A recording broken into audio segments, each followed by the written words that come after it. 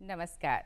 Television का screen, जानकारियों का आदान प्रदान, 24 घंटे का लगातार अनवरत प्रसारण और सबसे अच्छी बात, हमारे प्रिय दर्शकों का निरंतर साथ।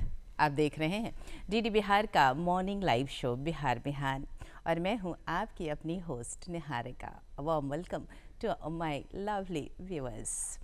अगर हम बात करें भारतीय टेलीविज़न इतिहास की, तो ये कहानी शुरू होती है दूरदर्शन से। सत्यम शिवम सुंदरम इस उक्ति के साथ दूरदर्शन मनोरंजन और जानकारियों के साथ जन जन में एक लोकप्रिय और सशक्त माध्यम के तौर पर कार्य कर रहा है। आपको बताऊं कि 15 सितंबर को हम मनाते हैं दूरदर्शन स्थापना दिवस और आज कार्यक्रम बिहार बिहान में हम बातें करेंगे दूरदर्शन के प्रारंभिक दौर से अब तक के सफ़र की। जानते हैं आप, आज का जो हमारा ये एपिसोड है वो बहुत ही मनोरंजक और साथ ही ज्ञानवर्धक भी होने वाला है।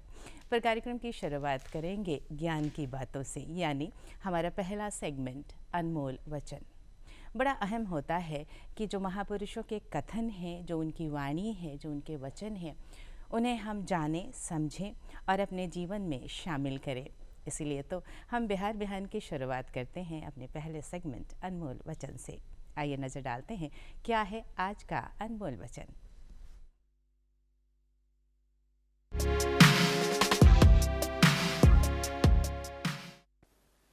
तुम्हें कोई पढ़ा नहीं सकता, कोई आध्यात्मिक नहीं बना सकता।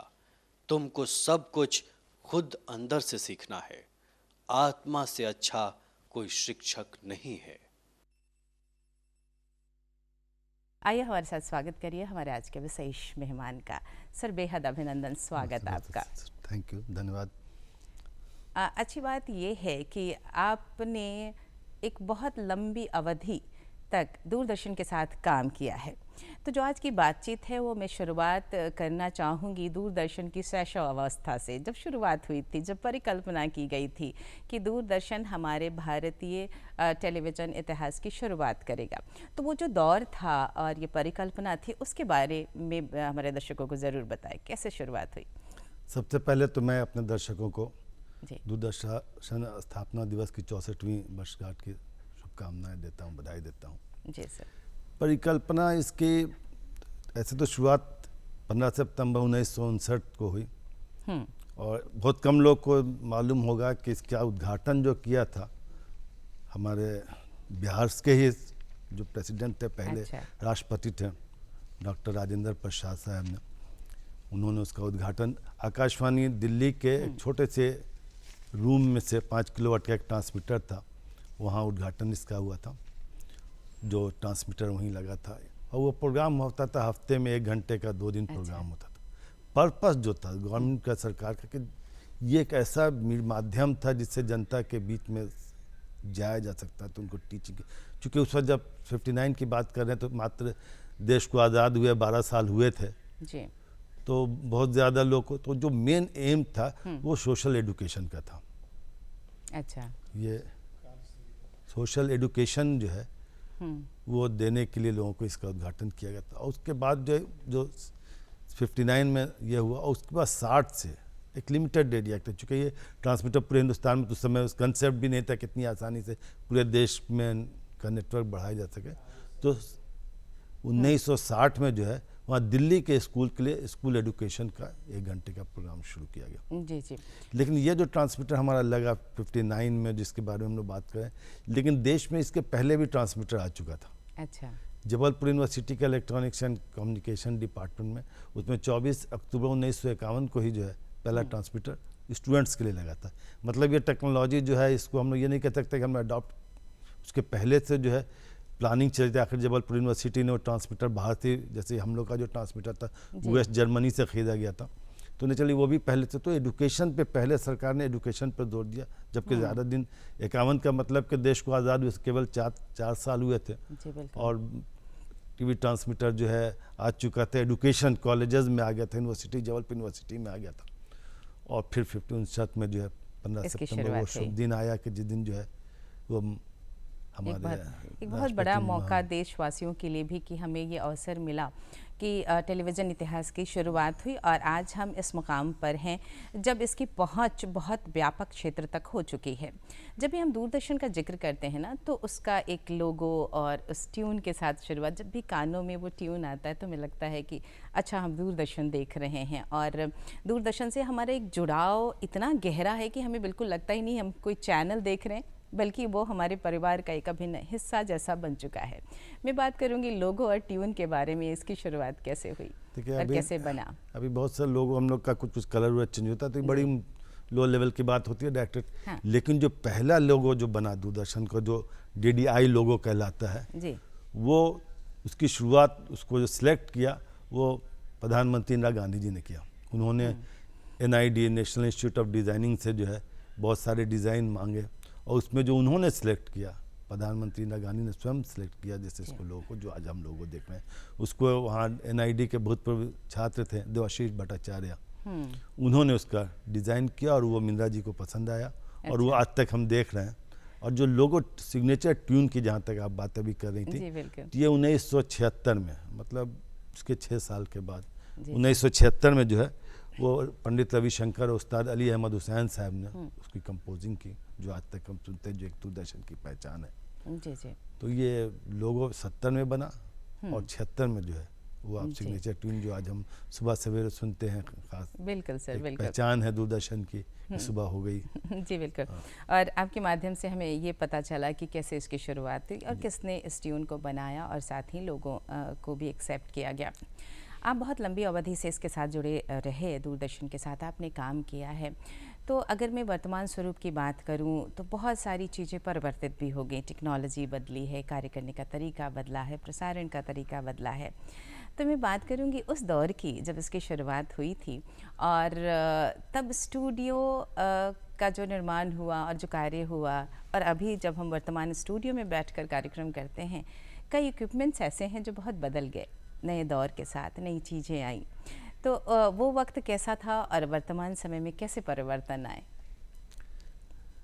देखिए, हम 1984 में मार्च में जी। एज ए अप्रेंटिसशिप ट्रेनिंग में कलकत्ता दूरदर्शन जो है ज्वाइन किया था मैंने। तो उस वक्त कलकत्ता जो अभी स्टूडियो है वो और उसका स्वरूप बिल्कुल अलग था। एक राधा स्टूडियो टालीगंज में, एक राधा स्टूडियो जिसमें कई फिल्में बनती होंगी, उसका एक राधा स्टूडियो का छोटा सा कैंपस था, उसके अंदर से दूरदर्शन स्टार्ट। तो ट्रांसमीटर उससे, चूँकि ट्रांसमीटर हम लोग शहर से थोड़ा बाहर रहता है, तो गोल ग्रीन में जो है उसका ट्रांसमीटर था, लेकिन स्टूडियो था वहाँ राधा स्टूडियो के अंदर। तो जो इक्विपमेंट था, वो जो आज हम इक्विपमेंट देख रहे हैं कितना कॉम्पैक्ट है, छोटा सा है, आप हैंडी है, आपके कैमरा हाथ से उठा सकते हैं। पहले का कैमरा एक आदमी उठा भी नहीं सकता था। अच्छा। एक तो वो ज़माना ब्लैक एंड वाइट का था। लेकिन 84 के पहले जब हमने शुरुआत की बात अब करें, जब मेरे 84 में यहाँ तो कलर 82 में आ ही गया था, उसके पहले जितने कैमरा हुआ करते थे ब्लैक एंड वाइट हुआ करते थे। जी बिल्कुल। बहुत बाद तक चलते रहे ब्लैक एंड वाइट कलर। तो 82 में जब रंगीन टेलीविज़न आया, इंडियन कलर टेलीविज़न आया, उसको जी। 15 अगस्त जो है उसके डेट फोर्स से इंदिरा जी ने स्टार्ट उसका किया, इनॉग्रेशन हुआ, पूरे देश की नेटवर्किंग हुई 15 अगस्त 1982 से कलर टेलीविज़न हमारा है। तो उस वक्त भी टेक्नोलॉजी तो, लेकिन इतना कॉम्पैक्ट जितना आज हम देख रहे हैं वैसा नहीं था। और एक चीज़ मैं बताता चलूँ कि हम लोग 15 अगस्त 1982 से तो इनॉग्रेशन उसका हुआ, शुरू हुआ, लेकिन उसके पहले नेहरू कप हुआ था ईडन गार्डन में फरवरी मार्च में। अच्छा। उसका टेलीकास्ट भी कलर हुआ था। जी। हम लोग तो 15 अगस्त 82 को मानते हैं कि लेकिन वो लोकल था, सिर्फ कलकत्ता दूरदर्शन के अच्छा, आसपास छोटे के, स्तर हाँ, पर छोटे स्तर पे किया हुआ गया था। था। वो एक टेस्ट था, जो भी आप समझे कि वो 82 ही में हुआ था। तो जो पुराने इक्विपमेंट, जैसे अब हम जो सैटेलाइट रिसीव अभी करते, सिग्नल जो रिसीव करते हैं सैटेलाइट से, जी। तभी बड़ा छोटा सा IRD रिसीवर है, बल्कि आपके मोबाइल में भी सैटेलाइट फ़ोन मिल जाते हैं, ये सब चीज़ें। पहले वैसा नहीं था। पहले एक तो बड़ा एंटीना होता था, उसके साथ जो है आपके एक बाहर में उसके ऊपर एंटीना के ऊपर लो नॉइज एम्पलीफायर लगता है, तो वो भी काफ़ी साइज में बड़ा होता है। अभी तो इतना बड़ा पॉकेट के छोटे से जो है डिब्बिया जैसा लगता है, तो वो बड़ा सा एक LNA होता था। उसके आउटडोर यूनिट इतनी बड़ी होती थी, करीब 2 फीट बाई 1.5 फीट की वो होती थी। फिर इंडोर यूनिट भी जो है 3 फीट बाई 2 फीट की 1.5 फीट की इंडोर यूनिट होती थी, और इतना बड़ा चैनल होता था, मात्र 2 चैनल उस पर हम लोग रिसीव कर पाते थे। अच्छा अच्छा। इतना अब मतलब क्या कहें कि थोड़ी सी हवा चल रही है तो दिक्कत हो रही थी घर में, वो सब चीज़ें आपने देखी होगी। यागी वो एंटिना दौर से हमें रिसीव भी याद करते है थे, जब हम हाँ, एंटीना ठीक करते और तब यागी हमारे पर एंटीना हुआ प्रसारण करता आता था। जी। तो सारी चीज़ें चेंज हो गई हैं। रिकॉर्डिंग जो होती थी, अब रिकॉर्डिंग आप अपने मोबाइल पे कर सकती हैं, आप छोटे ब्लू डिस्क पे कर सकती हैं। बहुत सारे डीवीसी प्रो था, चेंज होते होते अब तो बहुत दिन ब दिन हार्ड जी। डिस्क, नई तरह के हार्ड डिस्क भी आने लगी। उस तरह BCN मशीन हुआ करती, जिसका टेप भी जो है 1.5 इंच चौड़ा हुआ करता था। वो मशीन इतनी भारी थी कि 4-5 आदमी भी उसको नहीं उठा सकते थे। जर्मन की मशीन थी, बॉस की मशीन थी, काफ़ी बड़ी थी। हमको लगता है उसका भी साइज़ जो है वो 4 फीट ऊंची हुआ करती थी, 2x2 उसका साइज़ होता था, भारी भरकम। मतलब तो उसको मेंटेनेंस जो है ना, क्योंकि हम लोग की रिस्पॉन्सिबिलिटी तो मेंटेनेंस था, अभी मेंटेनेंस भी इजी हो गया है, चीज़ें कॉम्पैक्ट हो गई, कार्ड धीरे रिप्लेस धीरे कर हम दीजिए। कॉम्पैक्ट इक्विपमेंट्स की तरफ बढ़े और अब रख रखाव भी सरल है, सरल हो गया। प्रसारण की गुणवत्ता भी बढ़ी बहुत- है। बहुत बढ़ गई। तो हम इसे एक प्रगति के तौर पर भी देख सकते जी, हैं। जी, समय जी, के साथ जो नई टेक्नोलॉजी आई उसे दूरदर्शन ने अडॉप्ट किया। अगर मैं बात करूँ लाइव टेलीकास्ट की, तो फिलहाल हम ये कार्यक्रम लाइव टेलीकास्ट कर रहे हैं और चूंकि आप अभियांत्रिकी से जुड़े हुए हैं तो आपने वो चैलेंजेस देखे होंगे उस दौर के, जब आप कोई लाइव टेलीकास्ट करते थे तो कैसे चैलेंजेस आते थे उस समय जब आप ये लाइव टेलीकास्ट करते थे और कैसे मैनेज करते थे? देखिए, कुछ आपकी यादें? शुरुआत में तो जो लाइव टेलीकास्ट होता था वो जी। सैटेलाइट उस वक्त नहीं था। हाँ, सर। मैंने भी देखा, वो दौर देखा दूरदर्शन का। जी। इवन के जो प्रोग्राम दिल्ली से होता था वो देश के दूसरे बड़े केंद्र, जैसे पटना को अगर रिसीव करना है, पटना से था भी नहीं उस वक्त, जब हम और पहले की बात करें पटना केंद्र उसके बाद बना है, तो वो सैटेलाइट से नहीं था, माइक्रोवेव लिंक से कनेक्टेड होता था। जी। एक स्टेशन दूसरे स्टेशन से माइक्रोवेव लिंक से स्टार्ट कनेक्टेड होता था। और एक्सपेंशन देखिए 59 में तो एक स्टेशन बना, 65 में 7 स्टेशन और जुड़ गए। इससे दिल्ली जुड़े, उसके बाद फिर और 75 में और कुछ बड़े, तो ये हल्के हल्के एक्सपेंशन होता गया। तो उसका सैटेलाइट तो था नहीं, सैटेलाइट बाद में। लाइव करने के लिए वही आप जहाँ भी अगर हो रहा है वहाँ से माइक्रोवेव लिंक से कनेक्ट करते हैं। जैसे मैं एक छोटा सा एक उदाहरण दूँ जी। कि सैटेलाइट की इतनी फैसिलिटी नहीं थी, तो हम लोग जैसे गुरुद्वारा से हर साल लाइव करते हैं टेलीकास्ट। गुरु पर्व जो होता है दिसंबर के महीने में, गुरु गोविंद सिंह जी महाराज का जो जन्म उत्सव मनाया जाता है, या पटना हरमंदिर साहिब में, बड़ी पावन जी, भूमि है पटना की, केस में जो है, तो वो जो है उसको हम लोग करते थे। तो वहाँ से सैटेलाइट तो था नहीं, DSNG वगैरह था, तो हम लोग माइक्रोवेव लिंक लगाते थे। तो माइक्रोवेव का जो कम्युनिकेशन होता है वो लाइन ऑफ साइट कम्युनिकेशन होता है। सैटेलाइट के साथ भी वैसी बात है, लेकिन सैटेलाइट एयर में रहते थे, बीच में कोई ऑब्स्ट्रक्शन आने का कोई सवाल नहीं पैदा होता है। बिल्कुल। लेकिन ये जो शहर के अंदर आप एक प्लेस से दूसरे प्लेस जब माइक्रोवेव लिंक लगाते हैं, तो वो हम लोग को सिग्नल जो है डायरेक्ट नहीं मिलता था। मतलब गुरुद्वारा पे यहाँ से मुश्किल से 14 किलोमीटर होगा, वहाँ से लेकर यहाँ पर हम लोग को स्टूडियो में नहीं मिलता था। तो हमारा ट्रांसमीटर था बहादुरगंज में, हम बहादुरपुर में हाउसिंग सोसाइटी में हम लोग का ट्रांसमीटर अभी भी है।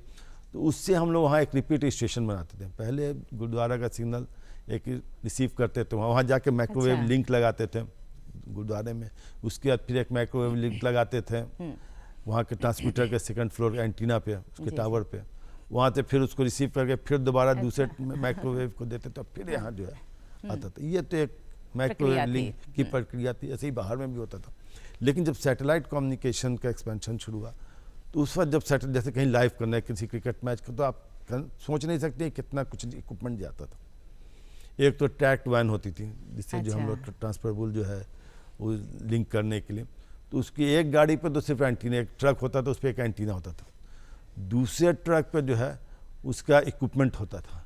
तीसरे ट्रक पे उसका जनरेटर होता था, जिसमें स्टाफ अगर यहाँ से एक शहर से दूसरे शहर जा रहा है तो उसके बैठने सोने के लिए भी 2-3 बेड भी लगा होता था। तीसरी चौथी ओबी वैन होती थी। अच्छा। ये 4 गाड़ियाँ साथ साथ चलती थी, तब किसी रिमोट प्लेस से हम लोग लाइव कर पाते थे। आज एक छोटी सी वैन जाती है हमारी, जब भी बाहर में आ रहे थे तो लगी हुई थी, छोटी सी DSNG वैन जाती है, कहीं भी वहाँ से लाइव करती है। उसके अंदर कैमरे का 2 कैमरे 3 कैमरे का सेटअप भी लगा हुआ है। और उससे भी आसान है कि आप बैकपैक आ गया है, आप पीठ के ऊपर जो है आप लगा लीजिए, सीधे सैटेलाइट से कर लीजिए। जी। फिर और भी बहुत सारे सहूलतें जो नेटवर्क की वजह से काफ़ी एक्सपेंशन है, काफ़ी चेंजेस। वो जो बड़े बड़े इक्विपमेंट थे आपकी जेब के अंदर तब चले आए। कभी कोई समस्या आई जब इस तरह के उपकरण के साथ आप लाइव देखिए, टेलीकास्ट कर रहे हों, हाँ, और ये कुछ रुकावट आ गई हो और आपने उसे हैंडल किया हो, वो दौर आपका? कुछ कुछ होता ही रहता था, क्योंकि माइक्रोवेव लिंक टावर के ऊपर होती थी, हवा तेज चली, बहुत छोटी सी डिश होती थी उसकी। लेकिन एक बार जो बहुत मज़े की घटना हुई कि मैं एक गुरुद्वारा पटना साहिब से जो हम लोग का लाइव टेलीकास्ट चल रहा था, तो पहले के दिल्ली से ही बात करने के लिए, अभी मोबाइल उठाए बात करने के लिए हम लोग पहले वो टेलीफोन सुविधा की हाँ नहीं नहीं थी। थी, डिपार्टमेंट ऑफ टेलीकम्युनिकेशन से जो हम लोग हॉटलाइन लेते थे, 20,000 रुपया लगता था 2-3 दिन का, तो उसी से बात होती थी, लाइव टेलीकास्ट चला था, अचानक प्रोग्राम बंद हो गया। इवेंट के स्टूडियो में भी आना बंद हो गया, ट्रांसमीटर में भी आना बंद हो गया। इट मीन्स के स्टूडियो में भी नहीं आ रहा, तो लिंक जो है सैटेलाइट, चूँकि सैटेलाइट का स्टेशन यहाँ था, मतलब अपलिंकिंग फैसिलिटी यहाँ थी, तो इसलिए यहाँ से अपलिंक होता था, तो वहाँ प्रॉब्लम नहीं था, मतलब यहाँ रिसीव ही नहीं हो रहा, इसका मतलब इन बिटवीन कहीं पे था। तो हमको ना उनका शक लाग हो सकता है कि जो हमने गुरुद्वारे के ऊपर जो डिश लगाई उसमें कुछ प्रॉब्लम हो, तो मैं दौड़ता हुआ छत पे भागा। जब दूरदर्शन की उसी गुरुद्वारे की छत तो बहुत ऊंचे पे है, दौड़ता हो गया, मेरे अंगूठे में चोट भी लगी, भागने में मार्बल पूरा बिछा हुआ, तो काफ़ी दिन तक वो तकलीफ भी रही। गया तो दिया कि एक साहब जो हैं ठीक जो डिश के आगे खड़े हुए अपना धूप का मजा ले रहे थे, दिसंबर का महीना था, तो थोड़ी धूप उनको अच्छी लग रही, उसके सामने वो खड़े हुए थे। अच्छा, अब उसकी वजह से दिल्ली से हम लोग को डांट पड़ रही थी, वे ट्रांसमिशन नहीं बंद, खैर उनको हटाया। उसके बाद वहाँ पे 1-2 आदमी को हम लोगों ने खड़ा कर दिया कि फिर फर्दर इस टाइप का प्रॉब्लम नहीं हो। तो ये एकदम मतलब सोचिए कि जब हम लोग का ये गुरुद्वारा का जो कार्यक्रम होता है वो देश के बाहर विदेशों में 60-65 कंट्रीज देशों में देखा जाता है, उसमें कोई इस तरह का प्रॉब्लम हो जाए, ब्रेकडाउन हो जाए या नहीं प्रोग्राम हो, तो बड़ा अजीब सा लगता है। लेकिन गलती किसी की नहीं थी। अब इसको आप टेक्निकल भी नहीं कह सकते, तो ह्यूमन एरर भी नहीं कह सकते, तो एरर किसी ने कुछ गलती नहीं की। अब एक आदमी उसके सामने, उसको पता भी नहीं, इसलिए लोग जानकार भी नहीं थे कि इसका किस चीज़ के लिए लगा है, क्या लगा है, वो आराम से आके सामने खड़े हो गए। ये हमारे लिए तो मुसीबत है। ये सब चीज़ें हैं, इस टाइप के और बहुत से। तो उस दौर के चैलेंजेस के बारे में अगर हम बात करें तो आप इस तरीके से मैनेज करते थे, अगर कोई समस्या आई तो आप वहाँ गए, आपने देखा कि रुकावट आखिर आ रही है तो कहाँ से आ रही है, और उस व्यवधान को दूर किया और फिर प्रसारण जारी किया। अगर मैं बात करूँ फिलहाल की, वर्तमान की, तो जो प्रसारण का तरीका है, जो हमारे कार्य करने की पद्धति है, उसमें भी आमूलचूल परिवर्तन आए हैं। अब हम सैटेलाइट के थ्रू ट्रांसमिशन करते हैं, तो ये जो शुरुआत में जो प्रसारण का तरीका था और जो ये बदलाव आया, उससे कैसी सुविधाएं मिली, दोनों के बारे में थोड़ी जानकारी दें। पहले कैसे करते थे और अब जो चेंजेस आए? देखिए, पहले तो हम लोग जो करते थे वो कैमरा की टेक्नोलॉजी दूसरी थी। अच्छा। अभी जो हम लोग जो कैमरा यूज़ करते हैं, जो कलर कैमरा यूज़ होता है, उसके पहले तो ब्लैक एंड वाइट कलर था, उसके पे एक ट्यूब हुआ करती थी, उससे black and white he signal receive करते थे। जब कलर आया तो उसमें 3 कैमरा ट्यूब होती थी, मतलब जो बेसिक प्राइमरी कलर है, जो हम लोग जो कलर देखते हैं, 10 लाख कहा जाता है कि तो टोटल 10 लाख कलर है जो हमारी आंखें देखती हैं, जो एक दूसरे की पहचान करती है। लेकिन बेसिक जो प्राइमरी कलर से 3 है, रेड, ग्रीन, ब्लू, इन्हीं के मिक्स करने से जो है सारा कलर बना हुआ।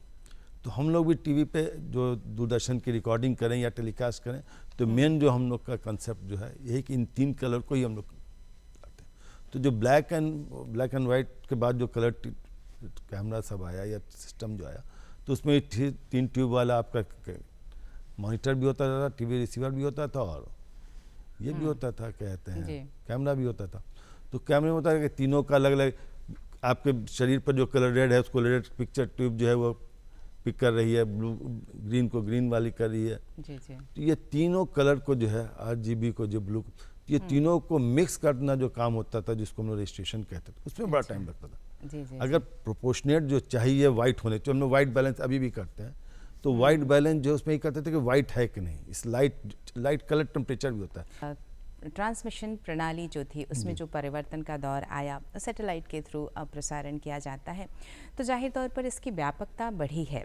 फिलहाल अगर बात करूं तो कितने केंद्र हमारे काम कर रहे हैं, दूरदर्शन के क्षेत्रीय चैनल्स भी काम कर रहे हैं, उसके बारे में जानकारी अपने दर्शकों के लिए चाहूँ। पहले जो बात मैं कर रहा था उसमें थोड़ा सा बता दें, तो उसमें जैसे आज के दौर में कि अब जैसे कैमरा ऑन किया, आपकी रिकॉर्डिंग स्टार्ट हो जाती है, तो उसका जो कैमरे का कलर 3 कैमरा ट्यूब वाला जो पुराना वाला कैमरे का सेटअप होता था, महंगा भी काफ़ी होता था, तो उसको रजिस्ट्रेशन ही करने में 1-2 घंटा लग जाता था, जब तक वो वाइट बैलेंस नहीं हो। तो ये जैसे इमीडिएटली सबसे बड़ा चेंजेस जो है कि आप जैसे ही आपने कहा कि ऑन कीजिए, ऑन हो गई सब सिस्टम, लेकिन उसमें वैसा नहीं था। और आज के डेट में जो है ट्रांसमीटर, जो हमारा एनालॉग जो ट्रांसमीटर, जो टेरेस्ट्रियल ट्रांसमीटर हुआ करता था, जो 1400 के आसपास हुआ करता था, लेकिन टेक्नोलॉजी चेंज होने की वजह से जो है, चूँकि अब केबल पे ज़्यादा सब कुछ आ रहा है, सैटेलाइट का कम्युनिकेशन, तो टेरेस्ट्रियल ट्रांसमीटर सब तो अब बंद हो गया। तो अभी आज की डेट में जो है, एक तो चूँकि अब जो सोशल मीडिया की वजह से अभी 34 जो है दूरदर्शन का ट्विटर अकाउंट है। अच्छा। और करीब सैटेलाइट चैनल 34 जो है 35 DD अकाउंट्स है, और 34 जो है आपके रीजनल चैनल सब है, सैटेलाइट चैनल्स है। 66 स्टूडियो पूरे देश में, 66 स्टूडियो केंद्र है, जैसे पटना है, रांची है, मुजफ्फरपुर है। इस तरह से मिला के टोटल 66 जो है केंद्र चल रहे हैं। और हम लोग की सबसे बड़ी चीज़ है कि जो हम लोग की आर्काइव है दूरदर्शन का, अच्छा, जिसमें हम लोग जो पुराने आज से जैसे 50 वर्ष पहले के या 60 वर्ष 75 वर्ष पहले पुराने रिकॉर्ड सबको जो आर्काइव में सेव किया गया वो करीब 5 लाख घंटे से ज़्यादा है अच्छा, आर्काइव का रिकॉर्डिंग। वो एक अमूल्य धरोहर हम कह बहुत सकते हैं धरोहर जो है कि दूरदर्शन 5 के लाख पास घंटे है। को उसको सबको हार्ड डिस्क में ट्रांसफर करके जो रखा गया क्योंकि ये कैसेट जो होता है, कैसेट या टेप या बाकी चीज़ें डिस्ट्रॉय हो जाती है समय के साथ, जी जी लेकिन इसको जो है आर्काइव करना, इसको सेव करना, पूरे हिंदुस्तान से कलेक्शन हुआ था। जितने हमारे पास भी जो पुराने कैसेट सब पड़े थे, चाहे यूमेटिक में हो चाहे बीटा में हो या और पुराने फॉर्मेट सब में, जितने सब अलग अलग फॉर्मेट चाहे समय के साथ चेंज होता, तो सबको कलेक्ट करके और इतना ज़्यादा सोचिए कि 5 लाख घंटा कोई कम नहीं होता। अगर कंटिन्यूअस भी चलाइएगा तो 10 साल तक चलेगा या और शायद कुछ ज़्यादा। तो 5 लाख घंटे के आर्काइव ये शायद किसी दुनिया में शायद किसी के पास नहीं हो सकता कहीं से कंट्री में, लेकिन जो चूँकि बाकी जगह अगर इंग्लिश है तो सिर्फ इंग्लिश का चैनल है, फ्रेंच है तो सिर्फ फ्रेंच का चैनल है, लेकिन हमारे देश में तो इतनी भाषाएं बोली जाती हैं, कन्नड़ है तो तमिल है तो तेलुगु है तो हिंदी है तो उर्दू है, बहुत सारी है, तो सारी भाषाओं का जो प्रोग्राम भी है बहुत ज़्यादा, दिन भर में 500 घंटे ज़्यादा तो हम लोग टेलीकास्ट करते, रिकॉर्डिंग करते, इसलिए हर लैंग्वेज का अपना 24 घंटे का अगर रीजनल ट्रांसमिशन तो सोच लीजिए कितना बड़ा हमारा सेटअप। तो 5 लाख घंटे का हमारा आर्काइव है जी। अगर मैं वर्तमान समय की बात करूँ ना तो दूरदर्शन के साथ साथ बहुत सारे अन्य चैनल भी अब देखने के लिए दर्शकों के लिए उपलब्ध हैं। अब यहाँ हमारा जो ये दूरदर्शन है वो मूल्यों के आधार पर कैसे भिन्न है और किस तरीके से देश के विकास में अपना योगदान दे रहा है, इस पर ज़रूर कुछ आपके द्वारा जानकारी। किसी भी कार्यक्रम जो हम लोग देखते हैं उसके 2 भाग में बांट लीजिए, एक तो इंटरटेनमेंट है या इन्फॉर्मेशन है और दूसरी चीज़ है समाचार। 2 अलग अलग चीज़ें हैं जो एक साथ मिलकर चलती है। तो इंटरटेनमेंट में जो है, जो इंटरटेनमेंट दूरदर्शन करता है वो ये होता है कि आप परिवार के साथ किसी भी सीरियल को, किसी भी प्रोग्राम को देख सकते हैं। प्राइवेट चैनल जो अभी आज के डेट में 900 प्राइवेट चैनल, इसमें कई सौ तो न्यूज़ के सिर्फ केवल न्यूज़ के चैनल हैं, उसके अलावा जो प्रोग्राम इंटरटेनमेंट वाले तो, लेकिन दूरदर्शन के प्रोग्राम में ये है कि आप उसको परिवार के साथ देखते थे। हम लोग हो, बुनियाद हो, मालगुडी डेज हो, चित्रहार हो, रामायण हो, महाभारत हो, सड़क सन्नाटी हो जाया करती थी जब महाभारत और रामायण चलती, बल्कि उससे ज़्यादा रामायण जो दोबारा कोविड पीरियड में 2000 में दोबारा उसका टेलीकास्ट हुआ तो व्यूवरशिप बढ़ गई, तो ज़्यादा लोगों ने देखा। तो वो कार्यक्रम जो था और आज का जो प्रोग्राम है, आप जैसे आज के गाने हैं, आप 50 साल पुराने जो फिल्मी गाने सुनती हैं आप, तो अभी भी आपको गुनगुनाने को दिल चाहता है, उसमें कुछ म्यूजिक होती है, कुछ अच्छी बातें होती हैं, सबसे बड़ी की म्यूजिक होती है। और आज के जो गाने कितने दिन, 6 महीने के बाद वो गाना आपको सुनने को नहीं मिलता जी। तो दूरदर्शन वैसे ही चीज़ है, मतलब ऐसा चैनल है जो हमेशा जिंदा रहेगा। इसमें जो बातें, परिवार आपका तो कभी यार आपसे अलग हो नहीं सकता, तो ये एक परिवार से जुड़ा हुआ चैनल हुआ करता। जब हम लोग होता था तो उसको हम लोग परिवार की बात करता था, बुनियाद जो था एक बंटवारे पर, तो ये चीज़ें जो थी दूसरे चैनल में नहीं है। एडवर्टाइजमेंट जो आता है तो उस पर शराब का भी आता है, कुछ ऐसी चीज़ों का भी आता है जो आप परिवार के बीच में नहीं देख सकते। दूरदर्शन में ये चीज़ों पर पाबंदी, इसलिए हमारा कमर्शियल कम मिलता है। उसकी वजह यही थी कि हम वैसे प्रसारण नहीं करते थे जो समाज में गलत मैसेज दे सके या जो समाज के परिवार के बीच में नहीं देखा जा सके।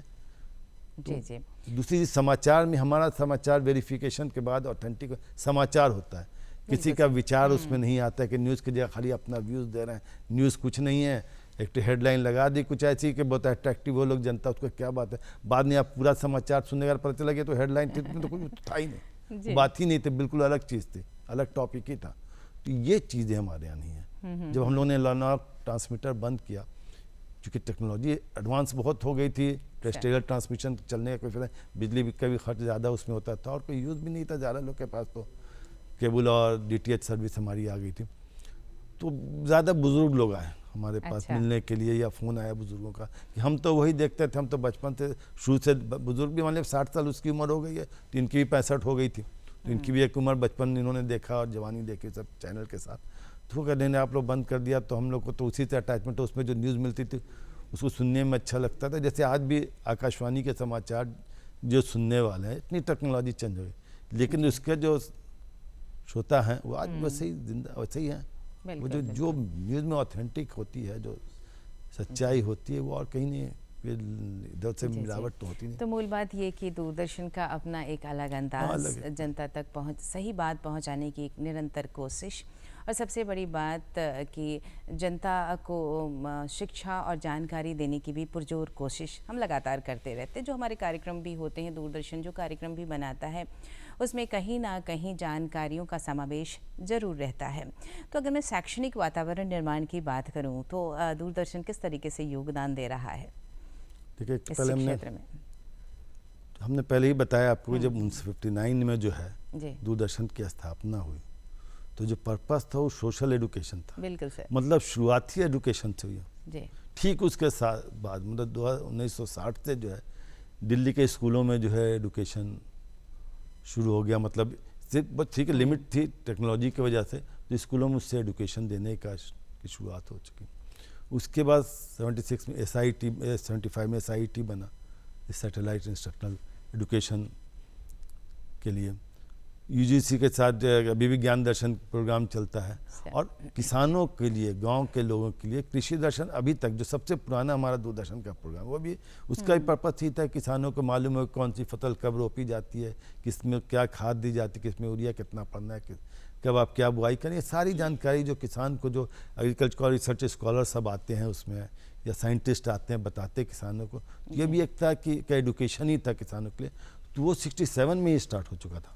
जी, जी, जी। जबकि शायद कंसेप्ट तो बाकी प्राइवेट चैनल में ये चीज़ें नहीं बताई जाएंगी। तो जो काम समाज को सोशल एजुकेशन के लिए या समाज के प्रोग्रेशन के लिए, उत्थान के लिए, या सरकारी जो स्कीमें होती हैं, बहुत से लोगों को नीचे, मतलब बहुत से कम पढ़े लिखे लोगों को बहुत सी सरकारी जो फैसिलिटीज़ है, जो उनको सुविधा मिलती है सरकार, तो उसकी जानकारी नहीं होती।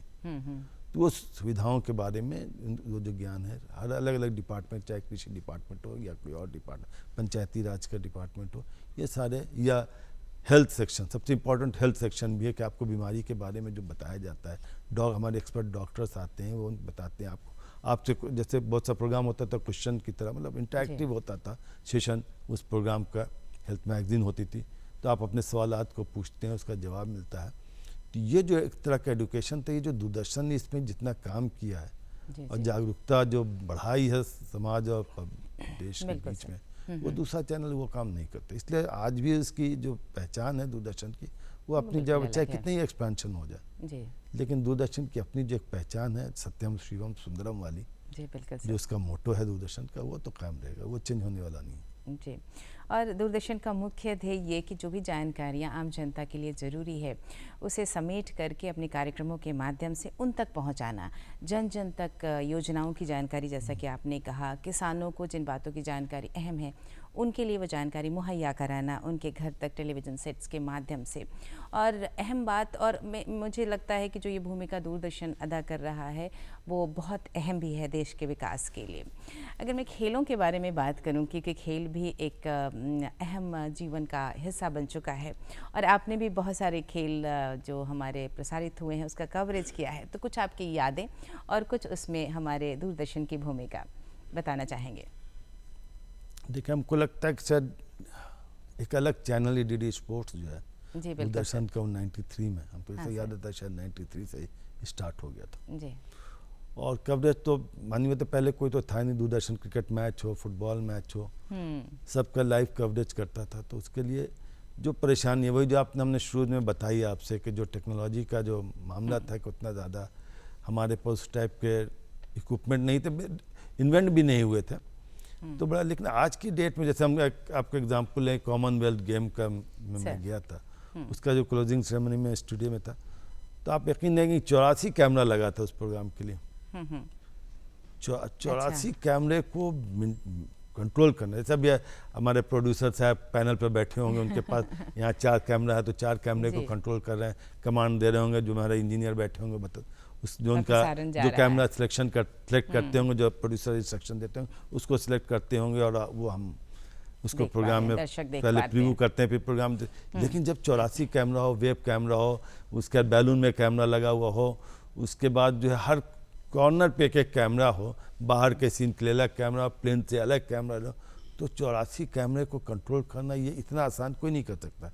उसकी पूरी प्रोग्रामिंग कर दी जाती है, सारा टाइम, सब टाइम तो सेट है कि जब लोग जो है अलग अलग कंट्रीज़ की टीम जब इन करेगी पैवेलियन के अंदर, स्टेडियम के अंदर, तो कौन कंट्री पहले आएगा, उसके बाद दूसरा जो बैच होगा दूसरे कंट्री का, उसके ऊपर कैमरा फोकस होगा, तो वो सब पूरा प्लान करके प्रोग्रामिंग करके और उससे ऑटोमेटिक सब कुछ होता रहता है उसमें। कहीं पर जो है ये मैनुअली करना पॉसिबल नहीं था। तो ये जो डेवलपमेंट हो, दूसरी चीज़ क्रिकेट के मैच में जैसे हमने इत्तेफाक से 84 में हम ईडन गार्डन में मैच देख रहे थे, पैविलियन में तो चूँकि लाइव कवरेज हो रहा था हम लोग का, दूरदर्शन का वो भी वैन थी, सबसे हो रहा था, तो वो जो है वो हमने देखी है। उसके बाद भी कई बार मैच को फील्ड में बैठ के देखने का मौका मिला स्टेडियम में, लेकिन जो मज़ा आप टेलीविज़न पे देख पाते हैं वो नहीं। अब आप एक पलक 1 सेकंड के लिए झपक गए, पता चला कि आउट हो गया, अब कैसे आउट हुआ, या आपको कैसे कैच किया, कितना उसमें उसने किस तरह से ऐड किया, या बॉल जो किधर स्विंग की,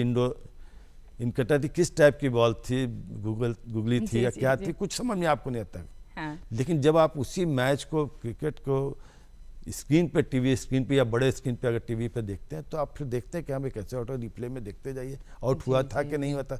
हो सकता है बहुत अच्छे एक्सपर्ट भी आपके साथ हो जो उनसे ज़्यादा जो अंपायर के डिसीजन के अगेंस्ट भी गए। हाँ। और अब तो वो भी चीज़ें आ गई हैं कि अंपायर का भी डिसीजन चेंज होता है जी। तो ये जो प्लेबैक की फैसिलिटी थी, अच्छा उसके साथ ये नहीं है कि सिर्फ रिकॉर्डिंग होती थी, कैमरामैन भी अब जो है एक्सपर्ट हो गए हैं कि जो आदमी बैट्समैन को, जो कैमरामैन है वो बैट्समैन को कवर कर रहा है, तो वो फिर बॉलर के साइड में नहीं जाएगा। अच्छा। इसलिए उसको जानकारी होनी चाहिए कि बॉल गिरे तो किधर हिट करेगा, तो बॉल किधर है, तो चेस करना है उसको बॉल। अब देखिए कि बॉल जैसे जा रही उधर ही कैमरा जा रहा है, वही कैमरा यूज हो रहा है। तो इसके लिए प्रोड्यूसर और कैमरामैन को ट्यूनिंग करनी, सिंक्रोनाइज होना होगा पूरी क्रिकेट टीम के साथ, तभी करेगा। अगर सिंक्रोनाइज नहीं होगा तो नहीं हो पाएगा। तो इसको भी अब प्रोड्यूसर को भी बहुत ज़्यादा जो है ना एक्टिव रहना पड़ता है कि अभी क्रिकेट का मैच चल रहा है या फुटबॉल का मैच है, तो कौन सा शॉट कौन लेगा, या कौन सा जो है बॉलर जो है वो किस टाइप की बॉल फेंकेगा। तो बहुत सबको अलग अलग, रनर को चेस दौड़ रहा है बैट्समैन, तो उसके लिए अलग कैमरा काम कर रहा है, जो फील्डर दौड़ रहा है उसके लिए अलग कैमरा, कैच आउट के किधर बॉल जाएगी तो किधर कैच होगा। ये चीज़ें सिर्फ मशीनों ने काम अच्छा करना नहीं शुरू किया, बल्कि जो हमारे प्रोड्यूसर्स थे उनको भी अपने आप को, या कैमरामैन को अपने आप को बहुत ट्रेन करना पड़ा है, डेडिकेट होना पड़ा, सिंक्रोनाइज होना पड़ा है उस टीम के साथ। हम जिक्र कर रहे थे दूरदर्शन की शुरुआती दौर से अब तक की जर्नी के बारे में।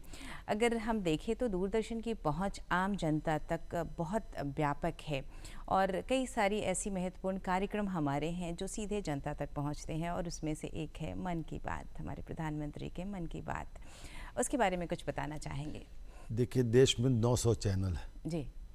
माननीय प्रधानमंत्री जी को जो सबसे इम्पोर्टेंट चैनल लगा दूरदर्शन और आकाशवाणी, इन्होंने आकर उस पर अपना समय दिया, मन की बात शुरुआत की, और अक्टूबर 2014 से लॉन्च हुआ ये मन की बात का कार्यक्रम। हर संडे को, आखिरी संडे को, महीने के आखिरी संडे को ये कार्यक्रम होता है।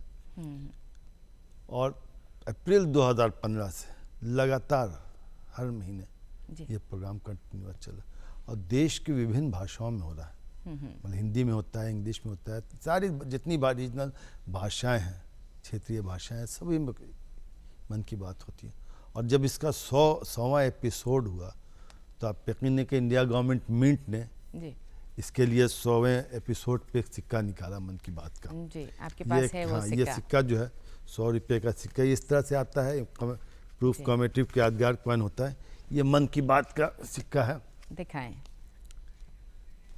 बहुत बढ़िया।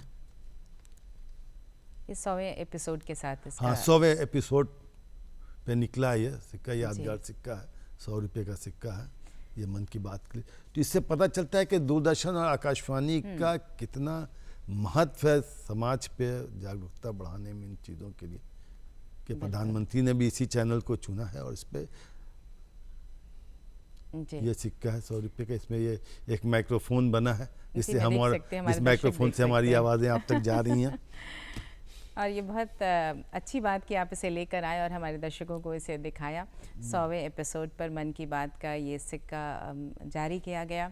अगर मैं बात करूँ, चूँकि आपने ये सिक्का भी दिखाया, और आपके जीवन की बात करूँ, आपके अपने शौक़ की बात करूँ, तो आप कॉइन कलेक्शन काफ़ी करते हैं, और शुरुआती दौर से ही आपने बहुत सारे सिक्कों का संकलन किया है। आप डाक टिकट्स भी इकट्ठा करते हैं, ये आपकी हॉबी।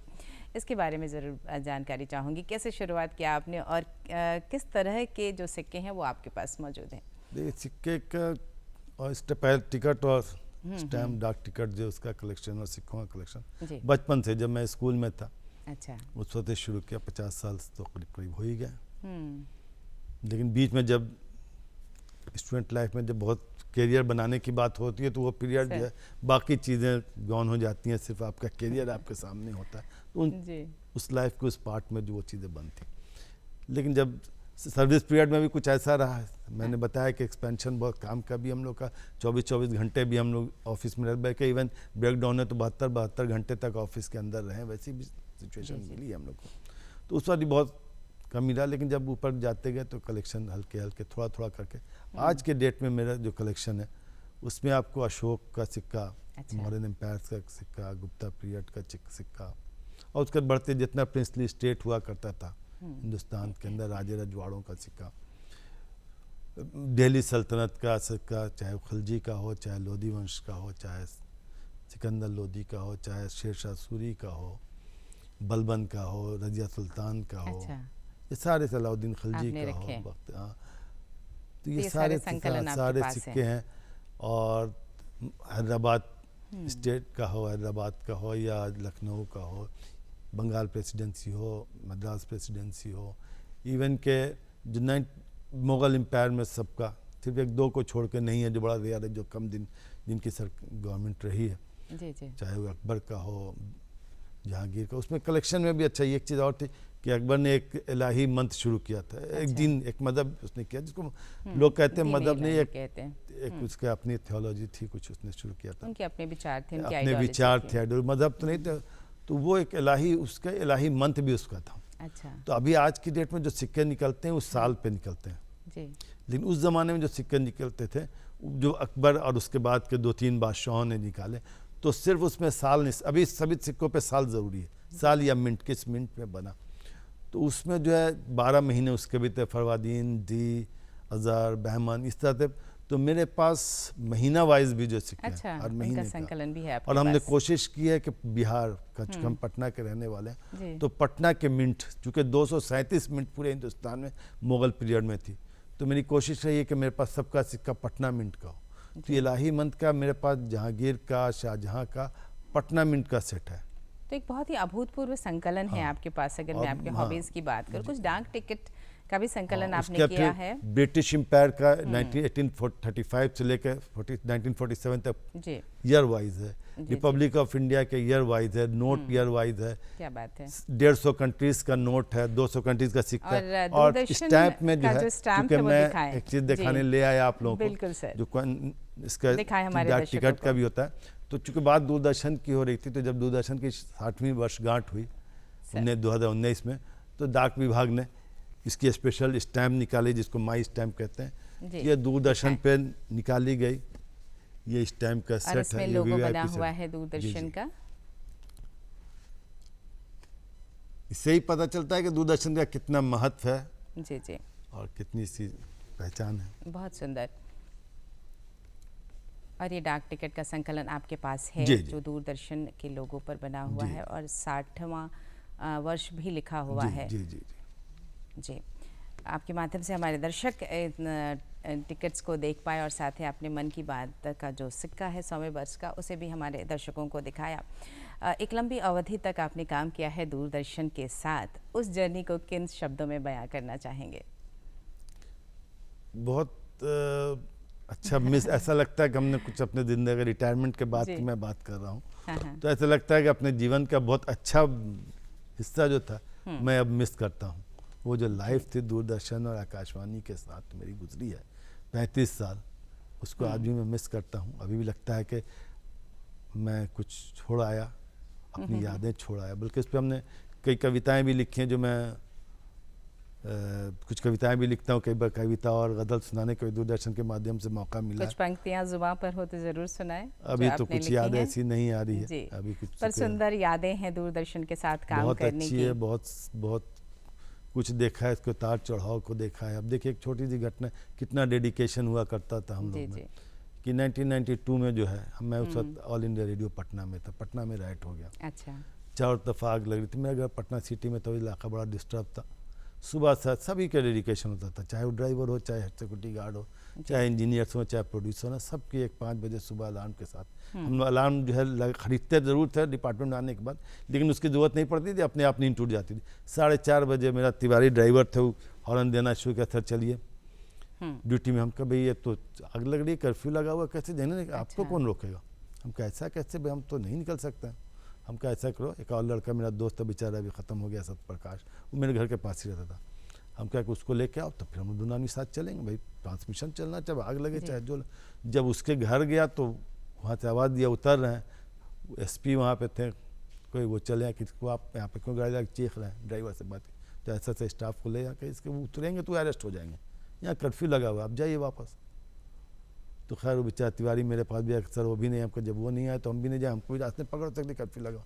तो खैर दूसरे दिन जो है वो कर्फ्यू पास बन के चला आया। अच्छा, सबके तब लिए आपने काम किया तो फिर। हम लोग जो है एक दिन नहीं जा पाए, लेकिन फिर जो इस तरफ के लोग थे जिस इलाके में कर्फ्यू नहीं थे, उनके स्टाफ से मैनेज तो हो गया। लेकिन कर्फ्यू पास को बड़ा मज़ा आता जब कर्फ्यू का पास लेकर वो निकलते थे जीप से, तो पब्लिक का एक शौक था कि पुलिस की गाड़ी जब आती थी तो सब गली में छिप जाते थे, लोग को घर के अंदर रहते थे, और जैसे पुलिस की गाड़ी गई तो फिर रोड पे चले आते। तो हम लोग भी देखते थे कि जीप पे हम लोग जाते, जैसे जीप आगे बढ़ती थी लोग गली में भागते थे, और जैसे जीप आगे बढ़ती सब लोग फिर लोग चले आते थे। तो एक तमाशा, तो रिस्क वाली बात है, सोचिए कर्फ्यू लगा हुआ शहर के ये हालात है, तो लेकिन एक डेडिकेशन था कि समय पर प्रसारण होना चाहिए, तो सदैव सजग, तत्पर, प्रसारण के लिए प्रतिबद्ध। 1 मिनट 2 मिनट का ब्रेकडाउन के लिए हम लोग को दिल्ली को जवाब देना होता था। चूंकि अकेले थे ना, एक जगह से 1 मिनट का ब्रेकडाउन होता था तो पब्लिक के फ़ोन आना शुरू हो जाते थे, गालियाँ सुननी पड़ती थी, ये सब चीज़ें। जी, मन में कोई भविष्य की योजना, कोई प्लानिंग, कुछ करना चाहते हैं?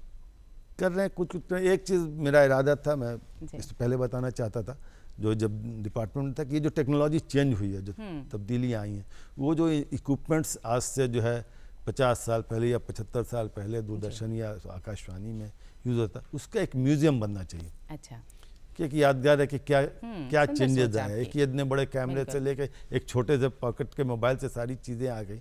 ये जो तब्दीली आई उसका म्यूजियम, फिल्म वालों का एक म्यूजियम है इंडिया में। इंडिया में मीडिया का कोई म्यूजियम नहीं है। अच्छा, मैंने कुछ कोशिश की, लेकिन रिटायरमेंट के बाद सोचा था कुछ करें, कुछ गवर्नमेंट से इस तरह की बात, लेकिन फौरन कोरोना आ गया तो सारा 2 साल जो है सारी एनर्जी जो है वो हल्के हल्के खत्म हो गई। लेकिन अभी भी इरादा है, अभी भी आपकी हाँ ख्वाहिश है कि म्यूजियम देश में होना। जैसे अभी मेरा भी कलेक्शन है, वो भी एक तरह का म्यूजियम ही बन गया है।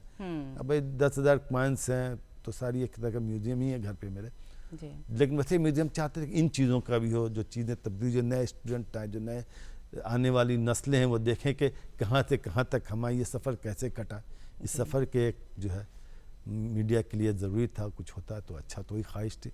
देखिए कब पूरा होता है कि नहीं होता, ये सपना मेरा। जी, और एक सुंदर सपना आपका मैं कहूँगी, क्योंकि अहम है, जो जिस दौर से हम गुजरे हैं उसका संकलन अगर हमारे पास हो तो हम सभी के लिए, आने वाले जनरेशन के लिए भी एक सुंदर इतिहास हमारे साथ होगा दूरदर्शन का। आपकी इस बात के साथ आपको धन्यवाद देना चाहूँगी।